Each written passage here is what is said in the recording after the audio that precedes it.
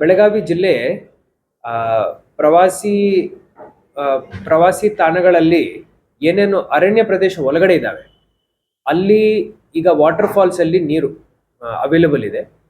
So ಇದನ್ನು ನೋಡಲಿಕ್ಕೆ ಎಲ್ಲ ಟೂರಿಸ್ಟ್ ಬರ್ತಾ ಇದ್ದಾರೆ. ಆ, ಈ ಸದ್ಯಕ್ಕೆ ಅಲ್ಲಿ ಸೇಫ್ ಇಲ್ಲ. ಫಾರೆಸ್ಟ್ ಒಳಗಡೆ ಹೋಗಿ ಸ್ವಯಂ ಪ್ರೇರಿತರಾಗಿ ರೂಟ್ಸ್ ಐಡೆಂಟಿಫೈ ಮಾಡಿಕೊಂಡು ಹೋಗಿ ಈ ಫಾಲ್ಸ್ ಅಲ್ಲಿ ರೀಲ್ಸ್ ಮಾಡೋದು, ಸೋಷಿಯಲ್ ಮೀಡಿಯಾದಲ್ಲಿ ಹಾಕ್ಲಿಕ್ಕೆ ಅಡ್ವೆಂಚರ್ ಮಾಡೋದನ್ನು ನಾವು ಲಾಸ್ಟ್ ಇಯರ್ ನೋಟಿಸ್ ಮಾಡಿದ್ದೀವಿ. ಈಗ ಫಾರೆಸ್ಟ್ ಡಿಪಾರ್ಟ್ಮೆಂಟ್ ಮುಖಾಂತರ ಒಂದು ನಿಷೇಧಾಜ್ಞೆಯನ್ನು ಹೊರಡಿಸಲಾಗಿದೆ. ನಮ್ಮ ಬೆಳಗಾವಿ ಜಿಲ್ಲೆಯಿಂದ ಫಾರೆಸ್ಟ್ ಮುಖಾಂತರ ಇರುವಂತ ರೂಟ್ಗಳನ್ನು ನಾವು ಸದ್ಯಕ್ಕೆ ಕ್ಲೋಸ್ ಮಾಡಿದ್ದೀವಿ. ಭಾರಿ ಮಳೆ ಆಗ್ತಾ ಇದೆ ಖಾನಾಪುರ ಸೈಡಲ್ಲಿ.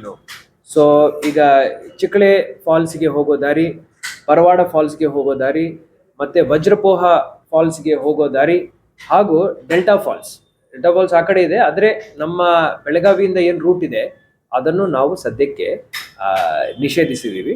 ಸೊ ಅಲ್ಲಿಂದ ಪ್ರವಾಸಿಗರು ಈಗ ಸದ್ಯಕ್ಕೆ ಹೋಗ್ಲಿಕ್ಕಿಲ್ಲ. ಈಗ ಬೆಳಗಾವಿ ಜನರಿಗೆ ಒಂದು ಎಂಜಾಯ್ಮೆಂಟ್ ಮಾಡ್ಬೇಕಾದ್ರೆ ಮತ್ತೊಂದು ಬೇರೆ ಯಾವ್ದು ವ್ಯವಸ್ಥೆ ಇಲ್ಲ. ಬೆಳಗಾವಿಯಲ್ಲಿ ಜನ ಹೋಗ್ತಾರೆ, ಕೆಲವು ಜನ ಹುಚ್ಚಾಟ ಮಾಡ್ತಾರೆ. ಎಲ್ಲಾ ಫಾಲ್ಸ್ಗಳಲ್ಲಿ ಒಂದು 4 ಪೊಲೀಸರಿಗೆ ಹಚ್ಚಿ ಹುಚ್ಚಾಟ ಯಾರು ಮಾಡ್ತಾರೆ ಅವ್ರನ್ನ ತಡೆದು ಬೇರೆ ಜನರಿಗೆ ಒಂದ್ ಕಡೆ ನಿಂತ್ಕೊಂಡು ನೋಡಿ ಅಂತ ಹೇಳಿ ರಿಸ್ಟ್ರಿಕ್ಷನ್ ಆಗೋದು ಹಾಕ್ಬಿಡ್ತಾರೆ. ಅದನ್ನ ಬಿಟ್ಟು ಪ್ರವೇಶನೇ ನಿರ್ಬಂಧ ಇರುತ್ತೆ. I completely understand what you are saying. ತಾವು ಏನು ಹೇಳ್ತಾ ಇದ್ರು ಅದರಲ್ಲಿ ಬಹಳ ಲಾಜಿಕ್ ಇದೆ. ಸೊ ಈ ವರ್ಷ ನಾವು ಟ್ರೈ ಮಾಡ್ತೀವಿ. ಈಗ ನಾನು ಎಲ್ಲ ಫಾರೆಸ್ಟ್ ಆಫೀಸರ್ಸ್ ಜೊತೆ ಮತ್ತೆ DCF ಅವರನ್ನು ಕರೆಸ್ಕೊಂಡು ಲಿಮಿಟೆಡ್, ರೆಸ್ಟ್ರಿಕ್ಟೆಡ್, ಸೇಫ್ ಟೂರಿಸಂ ಹೆಂಗ್ ಮಾಡ್ಬೇಕನ್ನೋದ್ ಬಗ್ಗೆ ನಾವು ಯೋಚನೆ ಮಾಡ್ತೀವಿ. ಈ ವರ್ಷದಿಂದಾನೇ ಅದನ್ನ ಇಂಪ್ಲಿಮೆಂಟ್ ಮಾಡಲಿಕ್ಕೆ ನಾವು ಪ್ರಯತ್ನ ಮಾಡ್ತೀವಿ. ಯಾಕೆಂದ್ರೆ ಫಾಲ್ಸ್ ಅಲ್ಲಿ ನೀರು ಇರೋದೇ ಈ ಟೈಮಲ್ಲಿ. ಆದ್ರೆ ಜನರಿಗೆ ಸೇಫ್ ಎನ್ವೈರ್ಮೆಂಟ್ ಕ್ರಿಯೇಟ್ ಮಾಡೋ ಜವಾಬ್ದಾರಿನೂ ನಮ್ಮದೇ ಆಗುತ್ತೆ. ಸೊ ಅದರಿಂದ ಅವರ ಸದ್ಯಕ್ಕೆ ನಮ್ಮ ಜೊತೆ ಕೋಆಪರೇಟ್ ಮಾಡಲಿ. ಇನ್ನೊಂದು 10-20 ಡೇಸ್ ಒಳಗಡೆ ಒಂದು ರೋಡ್ ಮ್ಯಾಪ್ ನಾವು ಎಸ್ಟಾಬ್ಲಿಷ್ ಮಾಡ್ತೀವಿ.